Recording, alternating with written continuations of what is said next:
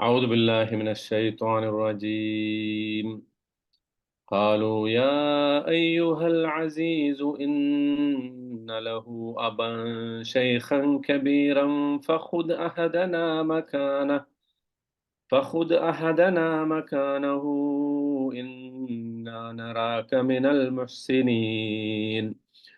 قال معاذ الله قال معاذ الله أن نأخذ إلا من وجدنا متاعنا عنده إنا إذا لظالمون. صدق الله العلي العظيم. بسم الله الرحمن الرحيم. الحمد لله رب العالمين والصلاة والسلام على أشرف المرسلين وعلى آله وصحبه أجمعين ومن تبعهم بإحسان إلى يوم الدين. إن نريد إلا الإصلاح ما استطعت وما توفيقي إلا بالله عليه توكلت وإليه أنيب. رب اشرح لي صدري ويسر لي أمري واحلل عقدة من لساني يفقهوا قولي. ബഹുമാനരായ സത്യവിശ്വാസികളെ, സഹോദരങ്ങളെ, അസ്സലാമു അലൈക്കും വറഹ്മത്തുള്ളാഹി വബറകാത്തു. സൂറത്ത് യൂസുഫ് 78, 79 ആയത്തുകളാണ് നമ്മൾ ഇന്ന് മനസ്സിലാക്കുന്നത്. അപ്പോൾ ഈ സ്റ്റോറി പിന്നെ ചാപ്റ്റർ, ഈ സൂറത്ത് യൂസുഫ്, പിന്നെ ഇതുവരെ നമ്മൾ പഠിച്ച ഭാഗം എത്തി നിൽക്കുന്ന ആ ഒരു ഘട്ടം നമുക്ക് എല്ലാവർക്കും അറിയാം. യൂസുഫ് അലൈഹി ഇസ്ലാം തൻ്റെ സഹോദരനെ സ്വന്തത്തോട് ഒപ്പം ചേർക്കുന്നതിന് വേണ്ടി ഒരു പ്ലാൻ, ഒരു സ്കീം രൂപീകരിച്ചു, ഒരു സ്കീം ഉണ്ടാക്കി. ആ സ്കീമിന് അള്ളാഹു തന്നെ അതിനെ എൻഡോഴ്സ് ചെയ്തു. അള്ളാഹു അതിന് അനുവാദം കൊടുത്തു അദ്ദേഹത്തിന്. ഒരു പക്ഷേ അള്ളാഹു അതിനെ വിജയിപ്പിക്കാൻ കൂട്ടുനിന്നു എന്നൊക്കെ നമുക്ക് പറയാവുന്ന രൂപത്തിൽ അള്ളാഹു അതിനെ വിജയിപ്പിച്ചു കൊടുത്തു. അതിൻ്റെ ഒരു ഘട്ടത്തിൽ ആണ് നമ്മളിപ്പോൾ ഉള്ളത്. അതായത് പിന്നെ യൂസുഫ് അലൈഹിസ്സലാം ആ പാത്രം, രാജാവിന്റെ അളവ് പാത്രം സഹോദരന്റെ ബാഗിൽ വെക്കുന്നു, ഭാണ്ഡത്തിൽ വെക്കുന്നു. ആ ഭാണ്ഡത്തിൽ നിന്ന് അത് പുറത്തെടുത്തപ്പോ പകരമായിട്ട്, ആ ചെയ്ത പ്രവൃത്തിക്ക് പകരമായിട്ട് പിന്നെ സഹോദരനെ പിടിച്ചു വെക്കാൻ തീരുമാനിക്കുന്നു. അവിടെ വരെയാണ് നമ്മൾ എത്തിയത്. അപ്പോ അവരതിനെ വല്ലാത്തൊരു പിന്നെ വലിയൊരു ദുരാരോപണം ഉന്നയിച്ചിട്ട് എതിർക്കാൻ ശ്രമിക്കുന്നു. എന്നിട്ട് അവർ പിന്നെ ചെയ്യുന്ന ഒരു കാര്യം, കാരണം ആ പറഞ്ഞത് അത്ര ശരിയായില്ല എന്ന് അവർക്ക് തോന്നുന്ന രൂപത്തിലാണ് പിന്നെ അടുത്ത വാചകം. അവര് പറഞ്ഞു, യാ അയ്യുഹൽ അസീസ്, അല്ലയോ മന്ത്രി പുങ്കവ, മിനിസ്റ്റർ എന്ന് പറയുന്ന, അല്ലെങ്കിൽ അസീസിന് നമ്മൾ മുമ്പ് കേട്ടിട്ടുണ്ട് അല്ലെ, ഇമ്രഅത്തുൽ അസീസ്. പിന്നെ അസീസ് എന്ന് പറഞ്ഞാൽ മിനിസ്റ്റർ അല്ലെ. മുമ്പ് രാജാവിന്റെ ഏറ്റവും പ്രമുഖനായിട്ടുള്ള പ്രഗത്ഭനായിട്ടൊരു മിനിസ്റ്ററെ കുറിച്ച് പറഞ്ഞപ്പോൾ അസീസ് എന്നുള്ള പദമാണ് ഉപയോഗിച്ചത്. പക്ഷെ അസീസിന് പല അർത്ഥങ്ങളുണ്ട്. നമ്മൾ അതിനകത്തേക്ക് വരാം. അതിനു മുമ്പ് ഇതിന്റെ ഒരു വാക്കർത്ഥം കേട്ടിട്ട് അതിൻ്റെ അകത്തേക്ക് വരാം.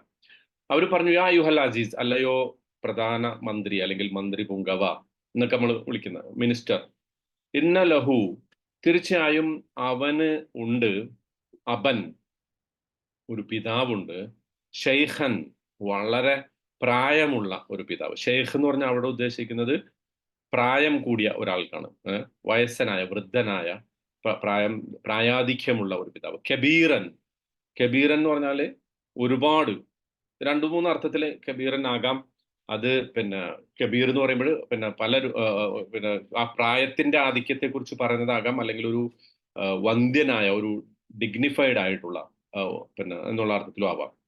ഫഹുദ്, അപ്പൊ അവനുണ്ട് ഒരു വന്ധ്യനായ പ്രായമേറിയ പിതാവുണ്ട്. ഫഹുദ്, അതുകൊണ്ട് താങ്കൾ എടുത്താലും, അഹദന, ഞങ്ങളിൽ ഒരാളെ, മക്കാനഹു, അവന്റെ സ്ഥാനത്ത്, തൽക്കാലം അവനെ പിടിച്ചു വെക്കുന്നതിന് പകരം ഞങ്ങളിൽ ഒരാളെ അവന്റെ സ്ഥാനത്ത് താങ്കൾ എടുക്കണം.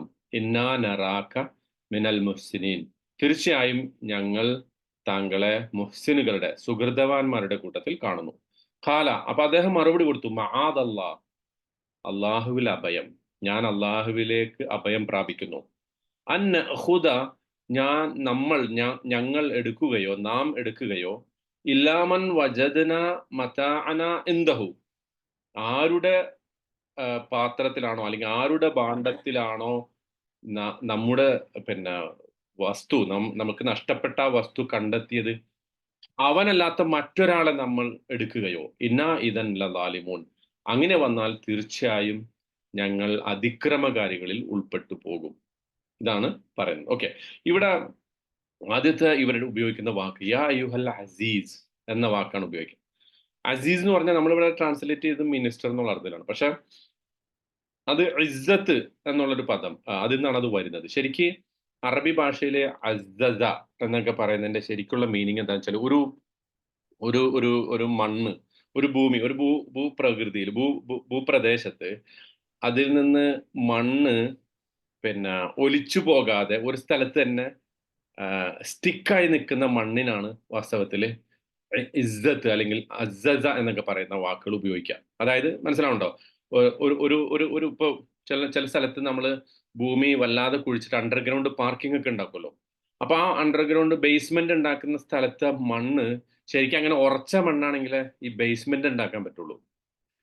അല്ലാത്തടത്ത് ബേസ്മെന്റ് ഉണ്ടാക്കാൻ പറ്റില്ല. കാരണം മണ്ണിങ്ങനെ ഷിഫ്റ്റ് ചെയ്യുന്ന ഡേർട്ട് ഈ ഫ്ലൈ ഷിഫ്റ്റ് ചെയ്തു പോകുന്ന, ഫ്ലൈ ഓഫ് ചെയ്യുന്ന അത്തരം പ്രദേശത്തില് ഈ ബേസ്മെന്റ് ഉണ്ടാക്കാൻ പറ്റില്ല. അപ്പൊ അങ്ങനെ മൂവ് ചെയ്തു പോകാത്ത, നീങ്ങിപ്പോകാത്ത, ഉറച്ചു നിൽക്കുന്ന മണ്ണുള്ള ആ അവസ്ഥയ്ക്കാണ് അറബി ഭാഷയിൽ ശരിക്ക് ഈ ഇസ്സത്ത് എന്നുള്ള പദം വാക്കർത്ഥത്തിൽ ഉപയോഗിക്കാം. അതിന്ന് ഇവിടെ അത് ഉപയോഗിച്ചുകൊണ്ടുള്ള ഇപ്പൊ അള്ളാഹുവിന്റെ ഒരു പേരാണ് അസീസ്. നമുക്കറിയാം അല്ലെ? അസീസ്. അബ്ദുൽ അസീസ് എന്ന് പേര് വരുന്നത് അങ്ങനെയാണ്. അസ്മാ ഉൽ ഹുസ്നയിൽപ്പെട്ടാണ്. അതിന്റെ അർത്ഥം വളരെ സ്ട്രോങ് ആയിട്ടുള്ള ഒരു അതോറിറ്റി ഉള്ള, അങ്ങനെ ഉണ്ടല്ലോ, ആധികാരികതയുള്ള ഒരു പ്രതാപത്തിന്റെ അവസ്ഥയുള്ള, വളരെ ഡിഗ്നിഫൈഡ് ആയിട്ടുള്ള ഒരു പൊസിഷൻ ഉള്ള, റെസ്പെക്ട് കമാൻഡ് ചെയ്യുന്ന, അങ്ങനത്തെ ബഹുമാനവും അതോറിറ്റിയും, റെസ്പെക്റ്റും അതോറിറ്റിയും ഡിഗ്നിറ്റിയും ഒക്കെ ഉള്ള ഒരു ശക്തിക്കാണ് അസീസ് എന്ന് പറയാം. അപ്പൊ ഇവിടെ ശരിക്കും അവര് അതുപോലെ തന്നെ അസീസ് ഒരു പ്രിൻസിപ്പിൾഡ് ആയ മനുഷ്യന് പറയും. അതായത് അയാൾ വളരെ അസീസ് ആണെന്ന് പറഞ്ഞാൽ അതിന്റെ അർത്ഥം അയാൾക്ക് കുറച്ച് മൂല്യങ്ങളുണ്ട്. ആ തത്വങ്ങളിൽ നിന്ന് അയാൾ ഒരിക്കലും അണുകിട വ്യതിചലിക്കില്ല. അതാണല്ലോ നേരത്തെ പറഞ്ഞ മണ്ണ് മാറുക എന്ന് നമ്മൾ പറഞ്ഞല്ലോ. അപ്പം സ്വന്തം മൂല്യങ്ങളിൽ നിന്ന്, സ്വന്തം തത്വങ്ങളിൽ നിന്ന് പിന്നോട്ട് പോകാത്ത, ഏത് സാഹചര്യത്തിലും പിന്നോട്ട് പോകാത്ത ഒരു principled person that who never shifts his positions according to the context. ഏതെങ്കിലും സന്ദർഭത്തിനനുസരിച്ച് തന്റെ മൂല്യങ്ങളെ ത്യജിക്കാത്ത, സാക്രിഫൈസ് ചെയ്യാത്ത, ആ മൂല്യങ്ങളിൽ ഉറച്ചു നിൽക്കുന്ന ഒരാൾക്ക് പറയും എന്ത്, അസീസ് എന്ന് പറയും. ഇമാം ഗസാലി അസീസ് എന്നുള്ള പദത്തിന് അർത്ഥം പറഞ്ഞിരിക്കുന്നത് it's a kind of a person or kind of a power who has no authority over him. മറ്റൊരാൾക്ക് അവന്റെ മേൽ അധികാരമില്ലാത്ത, പദവി ഒരു ഒരു ഒരു എന്താ പറയാ, ആധിപത്യം ഇല്ലാത്ത ഒരു ശക്തിക്കാണ് അസീസ് എന്ന് പറയാ. എന്ന് പറഞ്ഞാൽ അള്ളാഹു അങ്ങനെയാണല്ലോ. അള്ളാഹുവിന്റെ മേൽ അവനെ അതിജയിക്കാൻ ആരുമില്ല. അപ്പോ അതിജയിക്കുന്ന ഒരു ശക്തി, അതാണ് ശരിക്കും അസീസ്. അതിന്റെ ഓപ്പോസിറ്റ് ആണ് ദില്ലത്ത്. ദില്ലത്ത് എന്ന് പറഞ്ഞാൽ എന്താ? നിന്ദ്യത. നിന്ദ്യത എന്ന് പറയുമ്പോൾ ഒരാള് പവർലെസ് ആകുക, ഒരേ സമയം ഒരു ശക്തിയും ഇല്ലാത്ത ആളാവുക, അതോടൊപ്പം തന്നെ ഒരു ഹ്യൂമിലിയേറ്റഡും ആകുക, അപമാനിക്കപ്പെട്ട അവസ്ഥയിലും ആകുക. അതിനാണ് ദില്ലത്ത്. ഇപ്പൊ ബനു ഇസ്രായേലിനെ കുറിച്ച് പറഞ്ഞെടുത്ത് അള്ളാഹു പറഞ്ഞിട്ട് ഫലുരിബത്ത് അലൈഹിമു ദില്ലത്തു വൽ മസ്കന. അവരുടെ മേൽ അപമാനവും ആ ഒരു നിസ്സഹായ അവസ്ഥയും അടിച്ചേൽപ്പിക്കപ്പെട്ടു എന്ന് പറയുന്നുണ്ട്. അപ്പോ അത് ഹ്യൂമിലിറ്റി ആൻഡ് പവർലെസ്, അങ്ങനത്തെ ഒരു അവസ്ഥയ്ക്കാണ്, ഹ്യൂമിലിയേറ്റഡ് ആൻഡ് പവർലെസ് പൊസിഷൻ, അങ്ങനെയുള്ള ഒരു അവസ്ഥയ്ക്കാണ് ദില്ലത്ത് എന്ന് പറയുക. അതിന് നേരെ ഓപ്പോസിറ്റ് ആണ് ഇസ്സത്ത്. ഇസ്സത്ത് എന്ന് പറയുമ്പോൾ പവർഫുൾ ആണ്, അതോടൊപ്പം ഡിഗ്നിറ്റി ഉണ്ട്, എന്താ പറയാ, ഒരു അന്തസ്സുണ്ട്, ഒരു പ്രതാപമൊക്കെ ഉള്ള ഒരവസ്ഥയ്ക്കാണ് അസീസ് എന്ന് പറയാം. അപ്പോൾ അതിന്നാണ് ഈ ഗവൺമെന്റ് ഒഫീഷ്യൽസിനെ, പ്രത്യേകിച്ച് ഈ ആയത്തില്, ഈ സൂറത്തില് മന്ത്രിയെ ഉപയോഗിക്കാൻ വേണ്ടിയിട്ട്, അപ്പൊ ആദ്യത്തെ മന്ത്രിയുടെ അവസ്ഥയിൽ അസീസ്. അപ്പൊ ചില പണ്ഡിതന്മാർ ഇതിനെക്കുറിച്ച് പറഞ്ഞിട്ടുണ്ട്, ഈ അസീസിന് ഇവിടെ ഉദ്ദേശിച്ചതിന്റെ അർത്ഥം, ഇവിടെ നിന്ന് ഉപയോഗിച്ചതിന്റെ അർത്ഥം, നേരത്തെ പറഞ്ഞ മന്ത്രി ഉണ്ടല്ലോ, ആ മന്ത്രി റോങ്ഫുൾ ആയിട്ടാണല്ലോ യൂസുഫ് അലൈഹി ഇസ്ലാമയെ അറസ്റ്റ് ചെയ്തത്. അത് ഒരു ഒതോറിറ്റേറ്റീവ് വ്യാഖ്യാനമല്ല, അതായത് ഒരു വളരെ ആധികാരികമായ വ്യാഖ്യാനമല്ല. പക്ഷെ അങ്ങനെ ഒരു വ്യാഖ്യാനം ഉണ്ട്. എന്ന് വെച്ചാല് ആ മന്ത്രിക്ക് അദ്ദേഹത്തിന്റെ കുറ്റം തെളിഞ്ഞു, റോങ്ഫുൾ ആയിട്ടാണ് യൂസുഫ് അലൈഹി ഇസ്ലാമെ അറസ്റ്റ് ചെയ്ത് ജയിലിൽ അടച്ചത്. അതുകൊണ്ട് അയാളുടെ പൊസിഷൻ പോയി. ആ പൊസിഷനും കൂടിയാണ് യൂസുഫ് അലൈഹി ഇസ്ലാം ഏറ്റെടുത്തത്. യൂസുഫ് അലൈഹി ഇസ്ലാം കുറ്റവിമുക്തനാക്കപ്പെടുകയും ആ മന്ത്രിയുടെ അതേ പൊസിഷൻ എടുക്കുകയും ചെയ്തു. അതുകൊണ്ടാണ് ഇവിടെ യാ യുഹൽ അസീസ് എന്ന് യൂസുഫ് അലൈഹി ഇസ്ലാമയെ ഇവർ അഭിസംബോധന ചെയ്തത്. അത് കോമൺ ആയിട്ട് എല്ലാവരും അഭിസംബോധന ചെയ്യാറുണ്ടായിരുന്ന ഒരു വാക്കാണ് എന്നും പറയപ്പെട്ടു. പക്ഷെ ദാറ്റ് ഡസൻ മാറ്റർ. നമുക്ക് അതിനകത്ത് അദ്ദേഹത്തിന്റെ പണി പോയോ, ആ പണിയാണോ യൂസുഫ് അലൈഹി സ്വലാം ഏറ്റെടുത്തു, അത് ഖുർആൻ പറയാത്ത സ്ഥിതിക്ക് അതിന്റെ അകത്തേക്ക് നമ്മൾ വല്ലാതെ ശ്രദ്ധ കൊടുക്കേണ്ടതില്ല. പക്ഷെ ഏറ്റവും പ്രധാനം എന്താന്ന് വെച്ച് കഴിഞ്ഞാല്, യൂസുഫ് അലൈഹി ഇസ്ലാമയെ ഇവർ അഭിസംബോധന ചെയ്ത വാക്ക്, അതില് ഒരുപാട് മീനിങ്ങുകൾ ഉണ്ടെന്നുള്ളതാണ്. അതായത് പിന്നെ അവരുണ്ടായിരുന്ന ഒരു പവർലെസ് പൊസിഷനെ കാണിക്കുന്ന ഒരു സംഗതിയാണ്. ഇപ്പൊ യൂസുഫ് അലൈഹി സ്വലാമയ്ക്ക് ആ പവർ കിട്ടുന്ന ഒരു സന്ദർഭത്തിൽ അദ്ദേഹത്തെ വളരെ പവർഫുൾ ആയിട്ട്, വളരെ ഡിഗ്നിഫൈഡ് ആയിട്ടുള്ള ഒരു വേർഡ് ഉപയോഗിച്ചിട്ട് അവർക്ക് അഭിസംബോധന ചെയ്തു വന്നു എന്നുള്ളതാണ്. ഇവിടെ വേറൊരു സംഗതി നമ്മൾ ശ്രദ്ധിക്കേണ്ടത്, ഇപ്പോ സാധാരണഗതിയില് ഈ ചിലർക്ക് നമ്മൾ ഭൂമിയില് അല്ലെങ്കിൽ നമ്മൾ ജീവിക്കുന്ന ലോകത്ത് ചിലരെ നമ്മൾ റെസ്പെക്ട് ചെയ്യും. പക്ഷെ ആ റെസ്പെക്ട് ഒരിക്കലും വെറും അവരുടെ പവറുമായിട്ട് മാത്രം ബന്ധപ്പെട്ടതായിരിക്കും. ഉദാഹരണത്തിന് ഒരു ജഡ്ജി കോടതിയിൽ വന്നു കഴിഞ്ഞാൽ എന്ത് ചെയ്യണം? എല്ലാവരും എഴുന്നേറ്റ് നിൽക്കണം. ചിലപ്പോൾ ആ ജഡ്ജിനെ നമ്മൾ അറിയ പോലും ഉണ്ടാവില്ല. മാത്രമല്ല അയാളുടെ വിധി, അയാൾ പുറപ്പെടുവിച്ചിട്ടുള്ള വെർഡിക്ട്സ്, അയാളുടെ പിന്നെ പല വിധികളും നമുക്ക് വലിയ അത്രയൊന്നും ഇഷ്ടമില്ലാത്ത, അല്ലെങ്കിൽ ആളുകൾക്കിടയിൽ വലിയ മതിപ്പൊന്നുമില്ലാത്ത വിധിയായിരിക്കും. പക്ഷെ എന്നാൽ പോലും ആ ജഡ്ജി ആ കോടതിയിൽ സിറ്റിംഗിൽ വരുമ്പോൾ എല്ലാവരും എഴുന്നേൽക്കണം. അങ്ങനെ വരുമ്പോൾ തന്നെ ഒരു പ്രയോഗമുണ്ട്, ഓൾ റൈസ് അല്ലേ? ആഹ് എല്ലാവരും എഴുന്നേറ്റ് നിൽക്കാൻ വേണ്ടി പിന്നെ ഉദ്യോഗസ്ഥന്മാർ പറയും. അപ്പൊ അവിടെ ശരിക്കും എന്താണ്, ആ ജഡ്ജിന്റെ പൊസിഷൻ, അയാളുടെ പവറിനെ മാനിച്ചിട്ടാണ് എല്ലാവരും എഴുന്നേറ്റ് നിൽക്കുന്നത്. ശരിക്കുള്ള ജെനുവിൻ റെസ്പെക്ട് ആണോ, അയാളോടുള്ള ഒരു ജെനുവിൻ റെസ്പെക്റ്റോ ഒരു ജെനുവിൻ ബഹുമാനമോ ഒന്നും ആയിക്കൊള്ളണമെന്നില്ല, മറിച്ച് അയാളുടെ പവറാണ്. വേറെ ചിലരോട് നമുക്ക് ദേഷ്യം ഉണ്ടായിട്ട് തന്നെ ചിലപ്പോൾ നമ്മൾ അവരോട് റെസ്പെക്ട് കാണിക്കേണ്ടി വരും. ഇപ്പൊ ഉദാഹരണത്തിന് ഒരു ടീച്ചറിനെ കാരണം ഞാനിപ്പോ ഏതെങ്കിലും ഒരു ഉദാഹരണം പറഞ്ഞിട്ട് ഒരു പെർട്ടിക്കുലർ ഇൻസിഡന്റ് അല്ല പറയുന്നത്. ചിലപ്പോൾ ചില കുട്ടികൾക്ക് ടീച്ചർമാരോട് ദേഷ്യം ഉണ്ടാവും അല്ലെ? അങ്ങനെ ഉണ്ടാവുമല്ലോ. അത് സ്കൂളാവട്ടെ, യൂണിവേഴ്സിറ്റി ആവട്ടെ. പക്ഷെ എന്നാലും ടീച്ചർ പഠിപ്പിക്കുമ്പോൾ വളരെ റെസ്പെക്റ്റോട് കൂടി കേട്ടിരിക്കേണ്ടി വരും, അനുസരണയോടുകൂടി. ആ ഒരു വിദ്വേഷം അല്ലെങ്കിൽ ഒരു വെറുപ്പൊക്കെ ഉള്ളതോടൊപ്പം തന്നെ. അപ്പൊ അതും എന്താണ്, റെസ്പെക്ട് ചെയ്യുന്നു, പക്ഷെ വിദ്വേഷമുണ്ട്. നേരത്തെ നേരത്തെ പറഞ്ഞിടത്ത് ആ പവറിനെ മാനിച്ചിട്ട് നമ്മൾ റെസ്പെക്ട് ചെയ്യുന്നു. ശരിക്കും ഇസ്സത്ത് എന്ന് പറഞ്ഞാൽ അതൊന്നുമല്ല. അസീസ് എന്ന് നമ്മൾ ഒരാളെ വിളിക്കണമെന്നുണ്ടെങ്കിൽ genuinely we are respecting because he is powerful. അദ്ദേഹത്തിന് അധികാരം ഉള്ളതിന് ആ അധികാരത്തെ തന്നെ നമ്മൾ മാനിക്കുന്നു. പക്ഷെ വളരെ ആധികാരികമായ ഒരു ബഹുമാനം അദ്ദേഹത്തോട് നമുക്കുണ്ട്. ഇപ്പൊ ഇവിടെ യൂസുഫ് അലൈഹി ഇസ്ലാമയോട്, യൂസുഫ് അലൈഹി ഇസ്ലാം ആണെന്ന് ഇവർക്ക് അറിഞ്ഞുകൂടാ, പക്ഷെ അവർ അസീസ് എന്ന് വിളിക്കുമ്പോൾ യൂസുഫ് അലൈഹി ഇസ്ലാമയോട് ഈ സഹോദരങ്ങൾക്ക്, അദ്ദേഹത്തിന്റെ സഹോദരങ്ങൾക്ക്, അവർ ആരാണ് ഈ യൂസുഫ് എന്ന് അറിയാതെ തന്നെ അവർ വളരെ റെസ്പെക്റ്റോട് കൂടി അദ്ദേഹത്തിന്റെ അധികാരത്തെ മാനിച്ചുകൊണ്ട് തന്നെ വിളിക്കുന്നതാണ്. ഇവിടെ നമുക്ക് ശ്രദ്ധേയമായ ഇതേ പദം പ്രയോഗിച്ച ഒരു സന്ദർഭമാണ് സൂറത്തുൻ നിസായില് ജൂത പിന്നെ ക്രിസ്ത്യാനികളെ കുറിച്ച് ഈസ അലൈഹിസ്സലാം നടത്തുന്ന ഒരു പ്രസ്താവന ഉണ്ട്. അതായത് അള്ളാഹു ചോദിക്കും നാളെ മഹ്ശറിൽ വെച്ചിട്ട് ഈസാ നബി അലൈഹി സ്വലാമയോട്, നീയാണോ നിന്റെ അനുയായികളോട് കൽപ്പിച്ചത് നിന്നെ ദൈവപുത്രനായിട്ട് ആരാധിക്കണം എന്ന് കൽപ്പിച്ചത് നീയാണോ എന്ന് ചോദിക്കുമ്പോൾ ഈസാ അലൈഹി സ്വലാം പറയുന്നു, മഅദല്ലാ, ഞാൻ അങ്ങനെ എനിക്ക് എനിക്ക് വിവരമില്ലാത്ത ഒരു സംഗതി ഞാൻ കൽപ്പിക്കുവോ അള്ളാഹുവേ? ഞാൻ അങ്ങനെ പറഞ്ഞിട്ടുണ്ടെങ്കിൽ നിനക്കറിയാലോ എന്ന് പറഞ്ഞിട്ട് ഈസാ അലൈഹി സ്വലാം പറയുന്ന ഒരു വാക്കുണ്ട്, ഇൻ തുഅദ്ദിബുഹും ഫഇന്നഹും ഇബാദുക്. അത് ചെയ്തതിന്റെ പേരിൽ, എന്നെ അവര് ആരാധിച്ചതിന്റെ പേരിൽ, ഈസ അലൈഹിസ്സലാമയെ ക്രിസ്തുവാക്കി, യേശു ക്രിസ്തുവാക്കി ഇവർ ആരാധിച്ചതിന്റെ പേരിൽ നീ അവരെ ശിക്ഷിക്കുകയാണെങ്കിൽ ഫഇന്നഹും ഇബാദുക്, അവര് നിന്റെ അടിമകളാണ്, ദാസന്മാരാണ്. വഇൻ തഗ്ഫിർ ലഹും, ഇനി നീ അവർക്ക് പുറത്തു കൊടുക്കുകയാണെങ്കിൽ, ഈ ചെയ്ത വലിയ കുറ്റത്തിന്റെ പേരിൽ നീ അവർക്ക് പുറത്തു കൊടുക്കുകയാണെങ്കിൽ ഫഇന്നക അൻതൽ അസീസുൽ ഹക്കീം, തീർച്ചയായും നീ അസീസാണ്, ഹക്കീമാണ്. അവിടെ അസീസിന്റെ അർത്ഥം വളരെ, ആ കോണ്ടെക്സ്റ്റ് വളരെ ഇമ്പോർട്ടന്റ് ആണ്. അതായത് സാധാരണഗതിയിൽ ഇപ്പൊ ക്രിസ്ത്യാനികൾ വാദിക്കുന്നത് എന്താ, ഈസാ നബി വന്നത് തന്നെ നമ്മളെയൊക്കെ മോചിപ്പിക്കാനാണ് അല്ലെ? നമ്മൾ ചെയ്ത ഒരു തെറ്റിൽ നിന്ന്, നമ്മുടെ പിതാവ് ചെയ്ത ഒരു തെറ്റിൽ നിന്ന് നമ്മളെയൊക്കെ മോചിപ്പിക്കാൻ ആ കഴിവുമായിട്ടാണ് ഈസാ നബി വന്നിട്ടുള്ളത്. പക്ഷേ വാസ്തവത്തിൽ ഈസാ നബി അവിടെ വെച്ച് പറയുന്നത്, അള്ളാഹുവേ, ഞാൻ അങ്ങനെ കൽപ്പിച്ചിട്ടില്ല.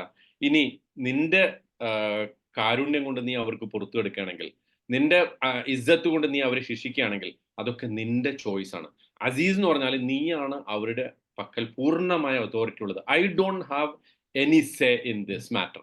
ഈ കാര്യത്തില് ഇവരുടെ മോക്ഷത്തിന്റെ കാര്യത്തിൽ എനിക്ക് യാതൊരു ഒരു ഒപ്പീനിയനും ഇല്ല എന്ന് ഈസാ നബി അലൈഹി സ്വലാം ക്രിസ്ത്യൻ അല്ലെങ്കിൽ അഹ്ലു കിതാബിനെ മുന്നിൽ വെച്ചിട്ട് അള്ളാഹുവിന്റെ മുന്നിൽ വെച്ച് പറയുന്നുള്ളതാണ്. അപ്പോൾ അത് ഞാൻ ആ അസീസ് എന്നുള്ള വാക്കിന്റെ ഒരു കോണ്ടെക്സ്റ്റ് പറയാൻ വേണ്ടി അത് പറഞ്ഞതാണ്. എന്ന് പറഞ്ഞാൽ ഒരർത്ഥത്തിൽ വളരെ പവർഫുൾ ആയിട്ടുള്ള, സ്വന്തം കാര്യങ്ങളിൽ യഥാർത്ഥ അർത്ഥത്തിൽ തന്നെ തീരുമാനം എടുക്കാൻ കഴിവുള്ള, മറ്റാരും അവരുടെ തീരുമാനത്തെ ഓവർടേക്ക് ചെയ്യാൻ സാധിക്കാത്ത, അതേസമയം ആ പവറിന്റെ പേരിൽ നമ്മൾ റെസ്പെക്ട് ചെയ്യുന്ന ഒരാളെ കുറിച്ചാണ് നമ്മൾ അസീസ് എന്ന് പറയുന്നത്. അതുകൊണ്ട് തന്നെ അള്ളാഹുവിന് വളരെ സ്യൂട്ടബിൾ ആയിട്ടുള്ള ഒരു വാക്കാണ്. ഇവിടെ അത് മനുഷ്യന്മാർക്ക് ഉപയോഗിക്കുമ്പോൾ അള്ളാഹുവിന്റെ അതേ അധികാരം, അതേ ലെവലിലുള്ള അധികാരം ഉണ്ട് എന്നർത്ഥമില്ല, അതേ ലെവലിലുള്ള റെസ്പെക്ട് ഉണ്ട് എന്നർത്ഥമില്ല, മറിച്ച് മനുഷ്യന്മാർ തമ്മിൽ കാണിക്കുന്ന ആ ഒരു റെസ്പെക്റ്റും ആ ഒരു കമാൻഡും അത് മാത്രമാണ് നമ്മൾ അതിനെക്കുറിച്ച് ഉദ്ദേശിക്കുന്നുള്ളൂ. ഓക്കെ. ഇപ്പൊ നോക്കൂ, ഈ ഈ ശരിക്ക് ഒരു ഒരു ഒരു ഐറണി നോക്കൂ, അല്ലെങ്കിൽ കാലത്തിന്റെ ഒരു, അങ്ങനെ പറയാലോ നമ്മൾ, ഒരു കാലത്തിന്റെ കാവ്യനീതി എന്നൊക്കെ പറയുമല്ലോ അല്ലെ, ഒരു പോയറ്റിക് ജസ്റ്റിസ് എന്ന് പറയുന്ന അവസ്ഥ നോക്കൂ. ഒരുപാട് വർഷം മുമ്പ് യൂസുഫ് അലൈഹിസ്സലാം യാതൊരു അർത്ഥത്തിലും പവർലെസ് ആയിട്ടുള്ള ഒരു അവസ്ഥയായിരുന്നു. അന്നേരം ഇവരാണ് തീരുമാനിച്ചത് കിണറ്റിലിടണോ കൊല്ലണോ അതോ നാട് കടത്തണോ എന്ന് പറഞ്ഞാൽ ഒരു പവറും ഇല്ലാത്ത ഇവർ തീരുമാനിക്കുന്ന, ഇവർ തർക്കിക്കുന്ന വിഷയത്തിൽ ഒരു അഭിപ്രായം പോലും പറയാൻ സാധിക്കാത്ത ഒരു അവസ്ഥയിലായിരുന്നു യൂസുഫ് അലൈഹിസ്സലാം ഉണ്ടായിരുന്നത്. ഒരു റെസ്പെക്റ്റും യൂസുഫ് അലൈഹിസ്സലാമിനോട് ഇവർ കാണിച്ചിട്ടില്ല. പക്ഷെ ഇപ്പൊ നോക്കൂ, അതേ പൊസിഷനിൽ യൂസുഫ് അലൈഹിസ്സലാമിനെ അവർക്ക് പിന്നെ വിളിക്കേണ്ടി വരികയാണ്, അഭിസംബോധന ചെയ്യേണ്ടി വരികയാണ്.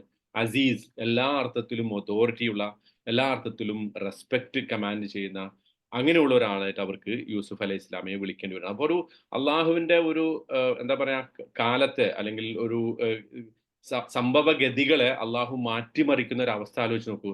നമ്മൾ ഇപ്പം ഈ നമ്മുടെ നാട്ടിലെ സിനിമാ താരങ്ങളുടെ ഒക്കെ അവസ്ഥ കണ്ടിട്ട് ആരോ ഒരാൾ പറഞ്ഞല്ലോ, എന്താണ്, മാളിക മുകളിൽ ഏറിയ മന്നന്റെ തോളിൽ മാറാപ്പ് കേറ്റുന്നതും ഭവാൻ, അല്ലെ, കണ്ടങ്ങിരിക്കുന്നവൻ മർത്യനെ കണ്ടില്ലെന്ന് നടിക്കുന്നതും ഭവാൻ എന്ന് പറഞ്ഞിട്ട് പലരും പറയുന്നുണ്ട്. അപ്പൊ ഒരു വലിയ വലിയ രാജാക്കന്മാര്, രാജാക്കന്മാരൊക്കെ തകർന്നു വീഴുന്ന ഒരു കാലഘട്ടത്തിൽ നമ്മൾ ജീവിക്കുന്നത്. അപ്പൊ ഇതുപോലെ മനുഷ്യരുടെ അവസ്ഥകളെ പല രൂപത്തിൽ മാറ്റിമറിക്കാൻ സാധിക്കുന്ന, അങ്ങനത്തെ ഒരു തീരുമാനമെടുക്കുന്ന, അതൊക്കെ അള്ളാഹുവിന്റെ കയ്യിലാണ് ഇത് എന്നുള്ളതാണ് വാസ്തവത്തിൽ ഈ ഒരു സംഗതി നമുക്ക് മനസ്സിലാവുന്നത്. ആ ബേബി,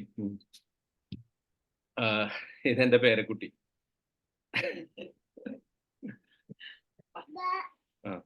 ഓക്കെ. അപ്പം ശരിക്ക് ആ അർത്ഥത്തിൽ ഇപ്പൊ ഒരിക്കലും യൂസുഫ് അലൈഹിസ്സലാം പിന്നെ ആണ് എന്ന അർത്ഥത്തിലായിരിക്കില്ല അവർ വിളിച്ചിട്ടുണ്ടാവുക. യഥാർത്ഥ അർത്ഥത്തിൽ തന്നെ യൂസുഫ് അലൈഹിസ്സലാമയെ അഭിസംബോധന ചെയ്യുകയാണ് എന്ന അർത്ഥത്തിൽ അവർ വിളിച്ചതല്ല. മറിച്ച് യൂസുഫ് അലൈഹി ഇസ്ലാമിയുടെ പൊസിഷനെ മാനിച്ചുകൊണ്ട്, അദ്ദേഹത്തിന്റെ ആ പവർഫുൾ സിറ്റുവേഷനെ മാനിച്ചുകൊണ്ട് ഒരു പ്രയോഗമാണ്, ഒരു അഭിസംബോധനയാണ് അവർ നടത്തിയത്.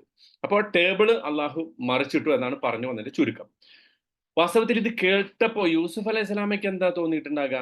യൂസുഫ് അലൈഹി സ്വലാമയ്ക്ക് തോന്നിയിട്ടുണ്ടാകും, ഇപ്പൊ എന്നെ ഇത്ര റെസ്പെക്റ്റോട് കൂടി, ഇത്ര ഒരു പവർഫുൾ ആയ പൊസിഷനിൽ ഇവർ എന്നെ കാണുന്നു. പക്ഷെ വർഷങ്ങൾക്ക് മുമ്പ് എന്നെ ഏതൊരു അവസ്ഥയിലാണോ കണ്ടിരുന്നത് എന്നതെക്കുറിച്ച് ആലോചിച്ചിട്ട് യൂസുഫ് അലൈഹി സ്വലാം അതിനെക്കുറിച്ച് ഒരർത്ഥത്തിൽ അദ്ദേഹത്തിന്റെ മനസ്സിലൂടെ ആ സന്ദർഭത്തിൽ കടന്നു പോയിട്ടുണ്ടാകുന്ന വികാരങ്ങൾ, ഒരുപാട് വികാരങ്ങൾ ആ സമയത്ത് കടന്നു പോയിട്ടുണ്ടാകും. ഇത് നമ്മൾ കാണേണ്ട ഒരു സംഗതിയാണ് കേട്ടോ.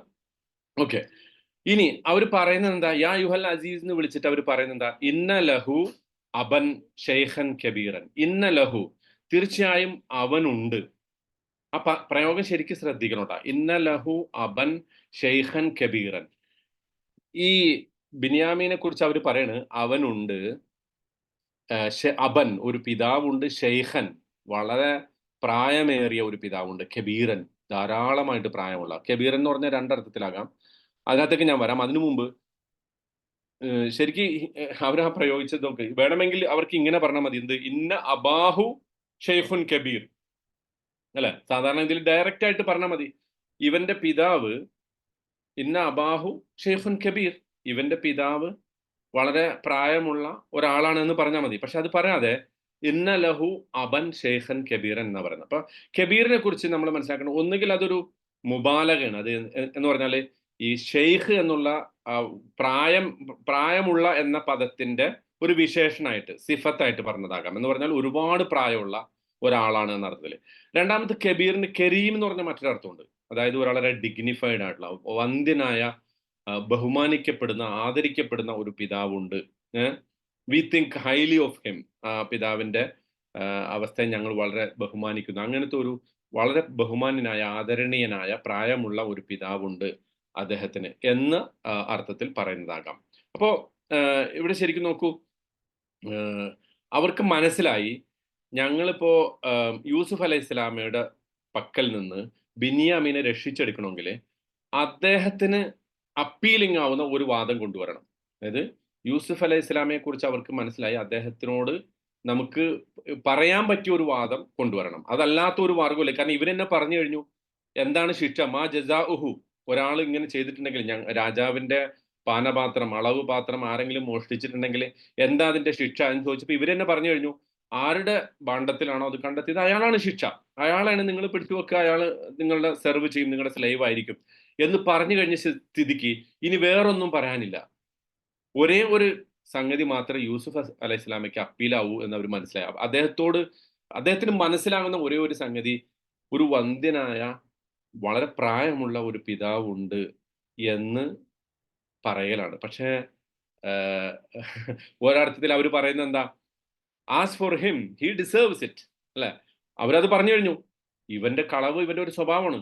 അപ്പോ ഇവനെ സംബന്ധിച്ച് ഇവൻ കളവ് നടത്തിയെങ്കിൽ ആ കളവിന്റെ ശിക്ഷ അവന് കിട്ടണം. അത് ഓക്കെ. അവനെ സംബന്ധിച്ച് ഞങ്ങള് we throw him under the bus, ഞങ്ങൾ അവനെ പിന്നെ ഒഴിവാക്കാണ്. പക്ഷേ മറ്റൊരു കാര്യമുണ്ട് പിന്നെ അസീസ് മിനിസ്റ്ററെ, അതെന്താന്ന് വെച്ചാല് ഇവന് വളരെ വന്ധ്യനായ ഒരു പിതാവുണ്ട്. ആ പിതാവിനെ ഓർത്തിട്ടെങ്കിലും ഞങ്ങൾ ഈ പറയാൻ പോകുന്ന അടുത്ത് പറയാൻ പോകുന്ന അതാണ്. ആ പിതാവിനെ ഓർത്തിട്ടെങ്കിലും he loves him so much. ആ പ്രയോഗത്തിൽ നിന്ന് അതാ മനസ്സിലാവുന്നത്. ശരിക്കും നോക്കൂ, ഞാൻ പറഞ്ഞല്ലോ, ഇന്ന അബാഹു ഷെയ്ഖുൻ കബീർ എന്ന് പറഞ്ഞാൽ തന്നെ മീനിങ് പൂർത്തിയായി, അല്ലെ? ഇവന്റെ പിതാവ് വളരെ ഷെയ്ഖാണ്, ഒരുപാട് പ്രായമുള്ള ആളാണ്, കബീറാണ്, ഡിഗ്നിഫൈഡ് ആണ്. പക്ഷേ ഇന്ന ലഹു എന്ന് പറഞ്ഞതുകൊണ്ട് ഇവന് മാത്രമായിട്ടാണെന്നുള്ളതാണ്. ഇന്ന ലഹു ഷുവർലി ഫോർ ഹിം എന്നാ പറയുന്നത്. For him, this father is for him, this father is exclusively for him. അവനെ മാത്രം സ്നേഹിക്കുന്ന, അല്ലെങ്കിൽ അവനോട് കൂടുതൽ സ്നേഹം കാണിക്കുന്ന, ഒരുപാട് ഇഷ്ടം പ്രകടിപ്പിക്കുന്ന, ഇവൻ ചെന്നിട്ടില്ലെങ്കിൽ അല്ലെങ്കിൽ ഇവനെ തിരിച്ച് ഞങ്ങൾ കൊണ്ടുവന്നിട്ടില്ലെങ്കിൽ ഹാർട്ട് അറ്റാക്ക് പോലും ഉണ്ടായേക്കാവുന്ന, വളരെ ഡിപ്രഷനിൽ അകപ്പെട്ടു പോയേക്കാവുന്ന ഒരു പിതാവുണ്ട് എന്നാണ് ആ പറഞ്ഞത്. ഇന്ന ലഹു, ജസ്റ്റ് വാസ്തവത്തില് ഈ പിതാവ് ഇവരുടെയും കൂടിയാണല്ലോ, അല്ലെ? ശരിക്കും പറയേണ്ടത് ഇന്ന അബാന എന്നാണ് പറയേണ്ടത്, അല്ലെ? ഞങ്ങളുടെ പിതാവ്, ഞങ്ങളുടെ എല്ലാവരുടെയും കൂടെ പിതാവ് വളരെ വയസ്സായ ഒരാളാണെന്ന് പറയണ്ട. പക്ഷെ അത് പറയാതെ നിങ്ങൾ ഖുർആന്റെ, ഞാൻ ഈ പറയുമ്പോഴേക്കും ആ ഖുർആന്റെ വാചകങ്ങൾ അള്ളാഹു ഉപയോഗിച്ച ഓരോ അതിന്റെ പദപ്രയോഗങ്ങളിലെ സൂക്ഷ്മത നമ്മൾ പഠിക്കണം. അത് അപ്പോഴാണ് അതിന്റെ അർത്ഥം നമുക്ക് പൂർണ്ണമായിട്ട് മനസ്സിലാവുള്ളൂ. അതുകൊണ്ടാണ് നമ്മൾ ഒരായത്ത് ഒരു ദിവസം ഒരു ക്ലാസ്സിലൊക്കെ എടുക്കുന്നത് കേട്ടോ. ഒരു മണിക്കൂറൊക്കെ എടുത്തിട്ട് നമ്മൾ ഈ ഒറ്റ ആയത്ത് വിശദീകരിക്കുന്നതിന്റെ അടിസ്ഥാനം അതാണ്. അപ്പോഴാണ് നമുക്ക് ഖുർആനെ ശരിക്കും അപ്രീസിയേറ്റ് ചെയ്യാൻ പറ്റുള്ളൂ. ഇത് മനുഷ്യന്റെ ഒരു വചനമല്ല, അള്ളാഹുവിന്റെ പക്കൽ നിന്നുള്ള അമാനുഷികമായ ഒരു ഗ്രന്ഥമാണ് എന്ന് മനസ്സിലാകണമെന്നുണ്ടെങ്കിൽ ഈ വാചകങ്ങളുടെ ഘടനയും അതിന്റെ പദപ്രയോഗങ്ങളുടെ സൂക്ഷ്മതയൊക്കെ നമ്മൾ മനസ്സിലാക്കണം. അപ്പൊ ഇവിടെ അതാ പറയുന്നത്, ഇന്ന അബാഹു അല്ലെങ്കിൽ ഇന്ന അബാന ഷെയ്ഖുൻ കബീറുൻ എന്ന് പറയാതെ ഇവർ ഇന്ന ലഹു അബൻ ഷെയ്ഖൻ കബീർ എന്ന് പറയുന്നത് ഇവന് മാത്രമായി, ഇവനെ മാത്രം സ്നേഹിക്കുന്ന, അല്ലെങ്കിൽ ഇവനോട് ഇവന് ഏറ്റവും അധികം പ്രിയപ്പെട്ട ഒരു വന്ധ്യനായ പിതാവ് ഞങ്ങൾക്കുണ്ട്, അവനുണ്ട്. അതുകൊണ്ട് എന്ത് ചെയ്യണം? അപ്പോൾ യൂസുഫ് അലൈഹി സ്വലാം ഇത് കേട്ടപ്പോൾ വിചാരിച്ചിട്ടുണ്ടാവും, ആണോ ഇപ്പോ നിങ്ങൾക്ക് പിതാവിനെ കുറിച്ച് ഓർമ്മ വന്നു? അപ്പൊ എന്നോട് നിങ്ങൾ ചെയ്ത, ഞാൻ ചെറുപ്പത്തിൽ വളരെ ചെറിയ പ്രായത്തിൽ എന്നോട് നിങ്ങൾ ചെയ്ത ആ സന്ദർഭത്തിൽ നിങ്ങൾക്ക് ഈ ഓർമ്മ ഉണ്ടായിരുന്നില്ലേ എന്നൊക്കെ ഉള്ള ചിന്തകൾ യൂസുഫ് അലൈഹി സ്വലാമയ്ക്ക് തോന്നിയിട്ടുണ്ടാകും. Really you care about your father, but what happen when you did what you did with me, അല്ലെ? അങ്ങനെ ഒരു തോന്നല് ഷുവറായിട്ടും ഉറപ്പായിട്ടും this feeling of your father, your decent and respected father, your beloved father. So what did you do when you actually threw me in the well? നിങ്ങൾ എന്നെ കിണറ്റിൽ എറിഞ്ഞപ്പോ നിങ്ങൾക്ക് എന്തുകൊണ്ടാണ് ഈ ഒരു വിചാരം ഇല്ലാതിരുന്നത് എന്ന ഒരു തോന്നല് ആ സന്ദർഭത്തിൽ യൂസുഫ് അലൈഹി ഇസ്ലാമിക്ക് ഉണ്ടായിരിക്കും. അപ്പൊ ഇവിടെ പറയുന്നത്, ഈ ബിന്യാമീൻ ഒരു വളരെ സ്പെഷ്യൽ റിലേഷൻഷിപ്പ് ഈ ഫാദറുമായിട്ടുണ്ടായിരുന്നു എന്നുള്ള അർത്ഥത്തിൽ, completely in love with him, പൂർണ്ണമായിട്ടും അവനെ സ്നേഹിക്കുന്ന ഒരു ഫാദർ ഉണ്ട്. അപ്പം പക്ഷെ വാസ്തവത്തിൽ നോക്കൂ, അവരാ പറയുന്നതിലെ ഒരു ഡുവാലിറ്റി, ഒരു കാപ്പട്യം നോക്കൂ. കാരണം ഇത് കഴിഞ്ഞിട്ട് ഇനി ഇതിന് ശേഷം ഇവർ ഈ ഫാദറിനോട് കോപിക്കാവുന്ന ഒരു അവസ്ഥ വരുന്നുണ്ട്. എപ്പോഴാ?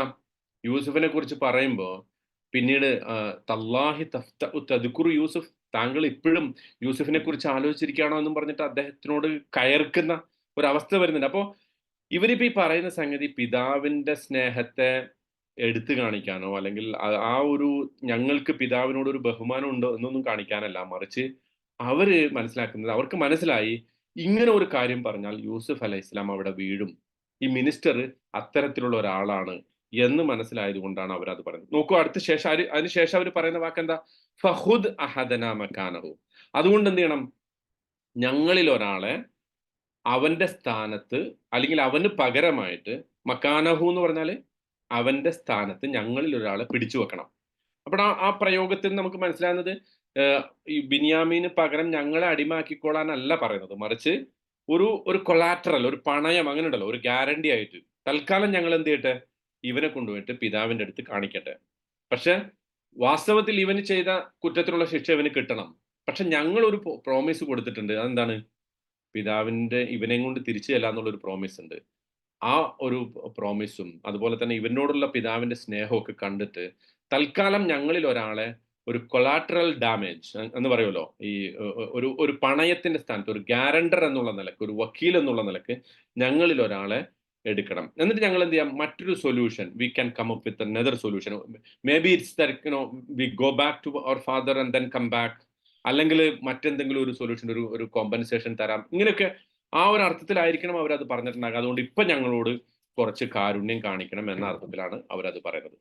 എന്നിട്ട് പറയുന്നത് എന്താ? ഇന്നാ നറാക മിനൽ മുഹ്സിനീൻ.